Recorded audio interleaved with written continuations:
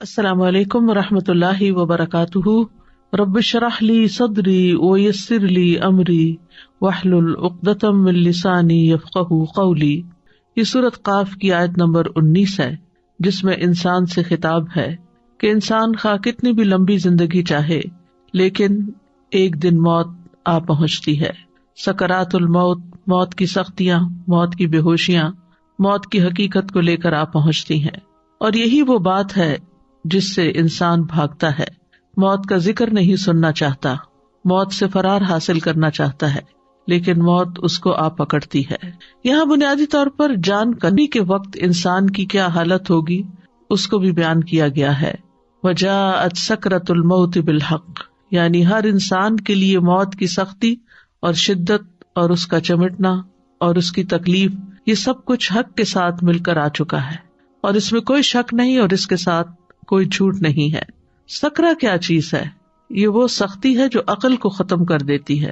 سکر کے بارے میں راغب الاصفہانی کہتے ہیں، یہ ایسی حالت ہوتی ہے جو انسان اور اس کی عقل کے درمیان حائل ہو جاتی ہے، یعنی انسان کی عقل ماری جاتی ہے، اور اکثر یہ چیز نشہ پیدا کرنے والے مشروب میں استعمال کی جاتی، یعنی انسان ہوش میں نہیں رہتا، جیسے کوئی ڈرنک ہو گیا ہو۔ سکر کو غصے کے معنی میں بھی استعمال کیا جاتا ہے، بس کہا جاتا ہے کہ غصے، عشق، تکلیف اور اونگ نے نشے میں ڈال دیا، یعنی انسان کی مت ماری گئی۔ اور سکرۃ الموت یہ وہ غشی ہے جو تکلیف سے پیدا ہوتی ہے۔ کہتے ہیں یہاں اس سے مراد موت کی سختیاں ہیں، یعنی موت کی سکرات مراد ہے، یعنی موت کی تکلیف سے غشی طاری ہو جاتی ہے، کیونکہ روح کا کھینچا جانا، موت کی شدت کا اترنا، روح کا روندے جانا شدید تکلیف کا ہونا ہے، اور یہ روندے جانا روح کا اور یہ تکلیف موت کے وقت نازل ہوتی ہے۔ موت کی یہ سختیاں ہر انسان کو بے ہوشی میں ڈال دیتی ہیں اور اس کی عقل ختم کر دیتی ہیں، انسان پر غالب آ جاتی ہیں۔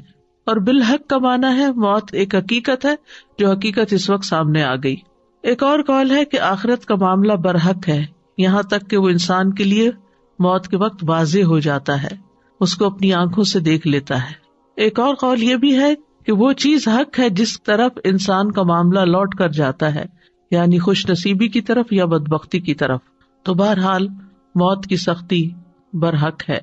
انسان جب تک زندہ ہوتا ہے اس کے اقوال، اس کے افعال لکھے چلے جاتے ہیں تاکہ ان پر اس کا محاسبہ کیا جا سکے، پھر اس کو موت آ جاتی ہے۔ پھر یہ وہ موت ہے جس کو وہ حق کے ظاہر ہوتے ہی دیکھ لیتا ہے، یعنی اس کی حقیقت سامنے آتے ہی اس کا مشاہدہ کرتا ہے اور اس کو اسی صورت میں دیکھتا ہے جس صورت میں اللہ نے اس سے وعدہ کیا ہے۔ اور ایک قول یہ بھی ہے کہ یہاں حق سے مراد بذات خود موت ہے۔ اس کو حق اس لیے کہا گیا ہے کہ ہر انسان موت کا حقدار ہوتا ہے، یا آخرت کے گھر کا جو کہ برحق ہے اور اس کی طرف اس کو منتقل ہونا ہے۔ ذالک ما کنت منہ تحید، یہی وہ چیز ہے، یعنی موت جو ہر زندہ چیز کی انتہا ہے۔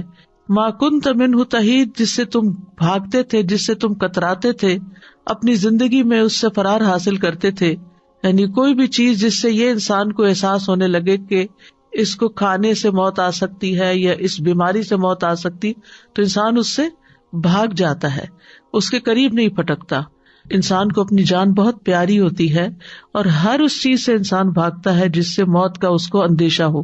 تو یہی بات یہاں کہی گئی کہ یہی وہ چیز ہے جس کو پیش تو آنا تھا لیکن تم اس سے بھاگتے رہے۔ جب کوئی بندہ کسی چیز سے ایک جانب ہو کر دور چلا جاتا ہے تو اس وقت کہا جاتا ہے حاد فلان عن الشیء یحیدہ حیدۃ۔ تو بہرحال انسان جب موت دیکھتا ہے تو پھر نہ بھاگ سکتا ہے، نہ کوئی مدد دے سکتا ہے، نہ اس سے خلاصی ممکن ہے۔ ابن عباس اس کا معنی یہ کرتے ہیں کہ یہی وہ چیز ہے جس کو تو ناپسند کرتا تھا۔ ہم میں سے ہر شخص موت کو ناپسند کرتا ہے اور اس کا سامنا نہیں کرنا چاہتا، لیکن موت تو ایک حقیقت ہے، ہر جان نے مرنا ہے۔ اللہ سبحانہ وتعالیٰ فرماتے ہیں کل نفس ذائقۃ الموت ثم الینا ترجعون، ہر جان موت کو چکھنے والی ہے، پھر تم ہماری ہی طرف لوٹائے جاؤ گے۔ موت کا فرشتہ مقرر کر دیا گیا ہے، سن کا حساب کیا جائے اور اس پر اس کو جزا یا سزا دی جائے۔ کوئی بھی ذی روح موت سے نہیں بچ سکتا، کوئی بھی۔ سورۃ النساء میں آتا ہے اینما تکونوا یدرککم الموت ولو کنتم فی بروج مشیدہ، جہاں کہیں بھی تم ہو موت تمہیں آ ہی لے گی، خواہ تم مضبوط قلعوں میں محفوظ ہو جاؤ، موت وہاں بھی پہنچ جائے گی. یعنی کیسی بھی خوراک کھا لو، کیسے بھی گھر میں رہ لو، کیسے بھی علاج کروا لو، کیسی بھی سہولتیں تمہیں میسر ہوں، لیکن موت جس وقت آنی ہے وہ آ جائے گی، کوئی اس سے بچ نہیں سکتا. وَلَن يُؤَخِّرَ اللَّهُ نَفْسًا إِذَا جَاءَ أَجَلُهَا وَاللَّهُ خَبِيرٌ بِمَا تَعْمَلُونَ. اور اللہ کسی جان کو ہرگز مہلت نہیں دے گا جب اس کا وقت آ گیا، اور اللہ اس سے پوری طرح باخبر ہے جو تم کر رہے ہو. یعنی تمہارے روزمرہ کے اعمال بھی اللہ تعالیٰ کے سامنے ہیں. انس رضی اللہ عنہ سے روایت ہے، وہ کہتے ہیں کہ فاطمہ رضی اللہ تعالیٰ عنہا نے کہا، جب رسول اللہ صلی اللہ علیہ وسلم نے موت کی شدت محسوس کی، جو بھی محسوس کی، تو فاطمہ رضی اللہ عنہا کہنے لگی، ہائے تکلیف، یعنی ہائے میرے باپ کو تکلیف ہو رہی ہے.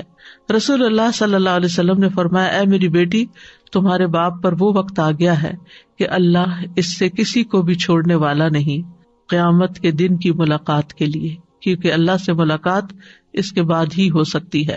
انبیاء سارے کے سارے دنیا سے چلے گئے. رسول اللہ صلی اللہ علیہ وسلم نے فرمایا، جبریل میرے پاس آئے اور کہا، اے محمد صلی اللہ علیہ وسلم، جیسے چاہو زندگی گزارو، بالآخر تو مرنا ہے. جس کو چاہو اپنا محبوب بنا لو، یقیناً تجھے بالآخر اس سے جدا تو ہونا ہے. یعنی ایک نہ ایک دن وہ ساری چیزیں جن کو ہم بہت عزیز رکھتے ہیں، جو ہماری بہت پسندیدہ ہیں، چاہے انسان ہے یا غیر انسان، وہ سب کو چھوڑنا تو ہے ہی. موت انسان